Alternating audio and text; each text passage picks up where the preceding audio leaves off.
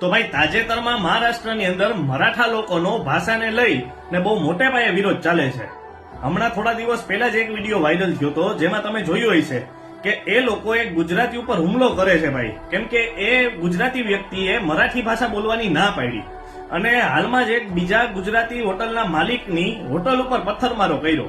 એના માલિકે પણ ના પાડી હતી ભાઈ કે હું મરાઠી લેંગ્વેજ નહીં બોલું. તો થોડા દિવસ પહેલા જ ભાઈ કુંભનો મેળો યોજાણો હતો, તમને બધા લોકોને ખબર હશે.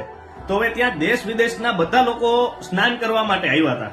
તો હવે એમાંથી કયા લોકોએ અવધી લેંગ્વેજ ત્યાં વાપરી છે, કયા લોકોએ ભોજપુરી લેંગ્વેજ ત્યાં બોલી છે, કે કયા લોકોએ ઉત્તર પ્રદેશની ભાષા ત્યાં બોલી છે ભાઈ. ત્યાં 1% પણ એવો કોઈ ભાષાને લઈ અને કોઈ પણ વિરોધ નતો થયો અથવા તો કોઈ ઇસ્યુ નતો આવ્યો.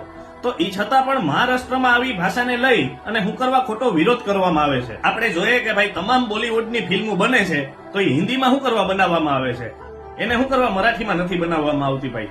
અને આ જે પથ્થરમારો કરે છે તો એ લોકો મોટા મોટા સ્ટારને ત્યાં શું કરવા પથ્થરમારો નથી કરતા ભાઈ, કે ભાઈ તમે પણ શું કરવા હિન્દીમાં બનાવો છો, તમે પણ મરાઠીમાં જ ભાઈ ફિલ્મો બનાવો.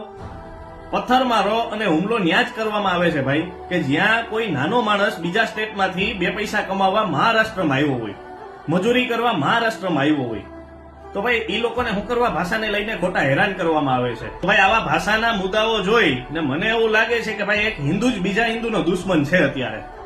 કેમ કે અત્યારે કોઈ મરાઠી વ્યક્તિ અથવા તો બીજા કોઈ પણ સ્ટેટનો વ્યક્તિ ગુજરાતમાં આવે તો એને કોઈ જાતનું પ્રેશર કરવામાં નથી આવતું ભાઈ કે ગુજરાતી જ ભાષા બોલો. મેઇન તો હું કહેવા માંગે છે અને હું એ સમજાવવા માંગે છે એનાથી મતલબ છે. તો આવી ભાષાને લઈને ખોટા ભાઈ હિન્દુની અંદર ભાગલા ન પાડો અને એકતાને તોડવાનો પ્રયાસ ન કરો ભાઈ.